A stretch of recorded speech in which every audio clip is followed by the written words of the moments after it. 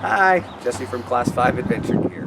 Today I wanted to go over how we're going to set up our cat boats now that it's springtime and the water's starting to come up. Now these are best practices. You're always welcome to do how you feel, what feels comfortable, but this is what we've learned how to do throughout our career. We've already blown up the tubes. We used our shop vac to do so. You blow up the inside chamber first, making sure that the outside chamber's valve is open so you do not create a suction. All right, those open and close by pushing in and out, okay? So once you've blown it up, you're gonna place your frame so that these center bars are center of these two D-rings here. All right, so center of this is almost center of that. I like to put mine just an inch or two forward so that my weight is a little bit more forward so I can carry momentum into the drops. Okay, so now that once we've got it centered on the boat this way, we need to make sure that our tubes are rotated and straight. So we're going to look at that by the very front of the boat. You should be able to see if that nose cone is twisted or straight. I know from previous experience that right here along this seam line is going to be the perfect clocking for the boat. So when we get it in the right position, we're going to take our straps. We're only going to do the four corners just to keep it from rotating and moving. Loosely there, there.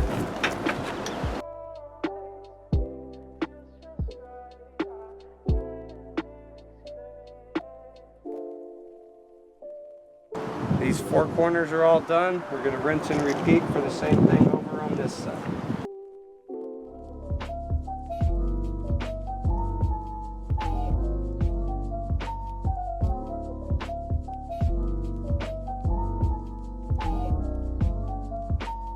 Okay, all four corners are done. The tubes are basically locked into place.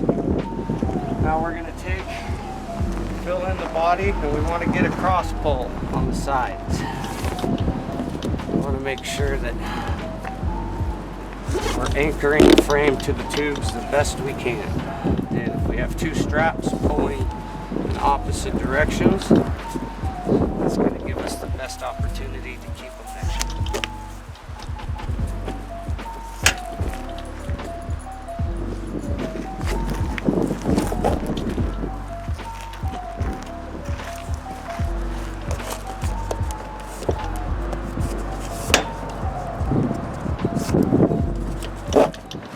Now we need someplace to seat.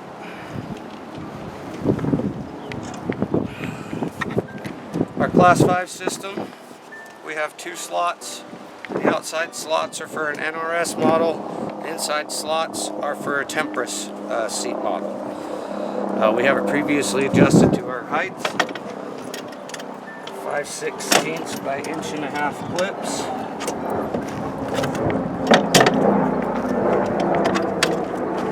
That in.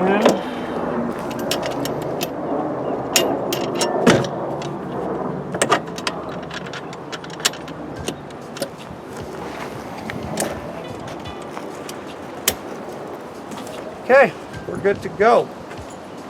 So now we've got to put on our oars. Spare oar I like to have on my right hand side because I'm right-handed.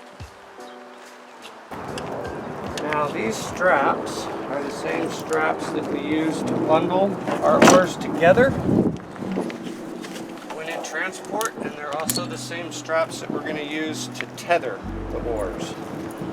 So for our pin and clip system, we're going to feed the oar through the outside of the stirrup, feeding it all the way through, turning it, jamming it into place.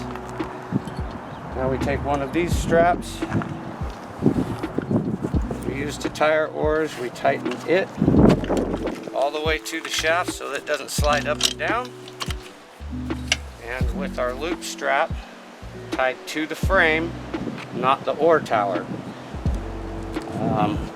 3 inches out, you're good to go. You don't tie it to the oar tower because we designed these to break away in the event that you get the boat upside down and you start hitting grinding against the bottom of the river.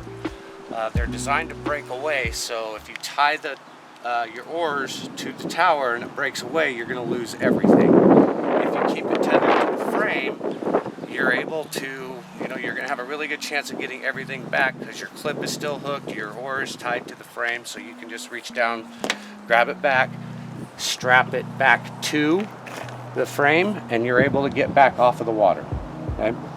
Give us a call when you get back into town and we'll send you a brand new oar tower, or hit up a local welding company. They may be able to weld it back on for you. Either which way, really simple system, allows a breakage to be replaced to get you back out on the water as soon as possible. And the ability to do field fixes as well. Okay, so we've got our oar tower on, we've got that tethered. We'll get our other oar tower, or into place to the outside. Jam it in. Tether this. Tighten it down. I like to run my buckle on the inside. And our loop strap, the loop on the end, gets put onto the frame there. Buckle goes through the loop, ties down, 3-inch tail. Good to go. Our spare oar. We tie our straps on the same way that we do with our D-rings, and we'll show you that here real quick again. We have our buckle in our hand. We're going to make a loop. That. Put the loop underneath. Make sure that you give yourself enough room to work. You feed the buckle and the strap through the loop. Pull the excess tail through. Get that buckle as close to the frame as possible. Now your strap is tied there, and you have the ability to strap something to it. You're not going to lose your strap if you need to untie it. And this is where we put our spare oar. The clip going down. Right there, that's nice and tight up in there. We're going to tighten that down, front and back.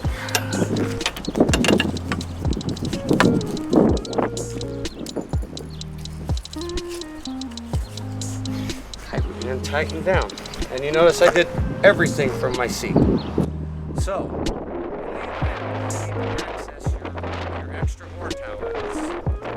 this is really the best practice that I've ever seen for spare oar storage. Is you just quickly undo the straps. All right, now your oar is accessible. Do not worry about your broken oar. Leave it where it is. Do not worry about taking it out or anything. Just grab your spare oar once it's undone and hook it right in. Okay? Now you're able to get yourself off of the situation really quickly. I know it's not in the optimal spot, but you actually have steering of your boat now. So when you get to safety, you can, get your situation back to optimal. Okay, so this is the best practice for spare oar storage. Quickly accessed by your seat. At no point in time did I ever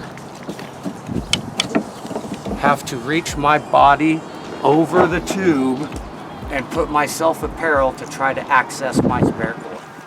Okay? Make sure that's tied back on. Once again, everything done from my seat, really easy. If I need to tighten a strap from my seat, I can pull any direction, any tube, anywhere, all of them, all accessed from my seat. Okay, now we're going to size the cockpit. You want your feet comfortable width apart. I like just a little bit wider than my shoulders to give me a really good triple contact, or 3 points of contact for the most stability that we can give ourselves. I want my knees to be bent slightly. I do not want them extended straight. Okay, I want the ability to extend them with every oar stroke as I push, but I do not want them completely locked, okay? So this right here is about perfect. Even all the way out, my legs are still not locked. There's still a little bit of movement there, right? And up close, I'm still really good, powerful. So this is a good system, good position for my body. Now we're looking at our oar towers, oars.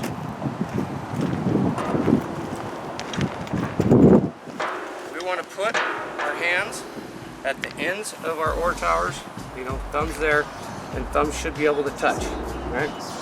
This is going to keep us in the optimal rowing position within our power box, which is from our navel to our armpits that are about shoulder width apart. We don't want to be rowing way out here and up here because that is putting all of the pressure on our outside shoulder and really, you're just opening yourself up to a rotator cuff injury. And those take a long time to heal. So best practice is let's keep it within our oar, our power box. And this is just about perfect. Right? So we're actually in the water, right there my oar just came into contact. I'm dead center of my power box. So when I go in, I'm going to be at the top. So I have more leverage pushing down and pulling back. This is just about perfect for me. I have complete swing clearance both ways. I'm not up high and I'm not down in my knees, right? Down here I'm in my knees, but my oar tower or my blade is 3 foot out of the water, right? So, right here, we're perfect.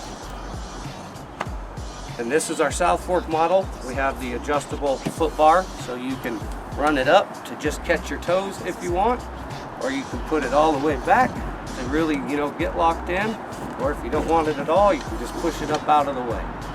Choice is yours. We're not trying to tell you how to do it, we're just giving you options. So the last thing we forgot to go over, I want to tell you about is the flip line. Now, this is important for, well, when you wreck, you're upside down and riding on the boat. So we use a 10-foot strap, and we generally run a redundant system. We'll have a bungee system on the bottom side of the frame. But if you don't have that system, just a regular 10-foot cam strap around the very center bar down here. We're going to tighten that around.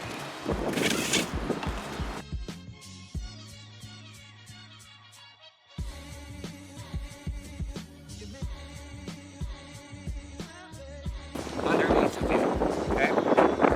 We put those there so when the boat is upside down, you're in the tunnel, this strap is right there in front of you, okay? You don't have to go looking on the outside of your boat for that rope that's tied to a D-ring or something like that. Everything, it keeps you right in the center within the tunnel and the safety of the frame. Okay, so you just grab the strap, loop it around your waist like that. This is what I do. Some people will just hold on, but I like to use my weight, and I'll just lean back and flip the boat right on over. And most of the time the boat's right on top of me. I'm right in the center, put myself up in the cockpit, I'm on the seat. Strap just goes in the water again. That's the cheapest, easiest, most effective flip line system that we've seen out there. So once again, Jesse Fisher with Class 5 Adventure Gear. Reminding you to like and subscribe.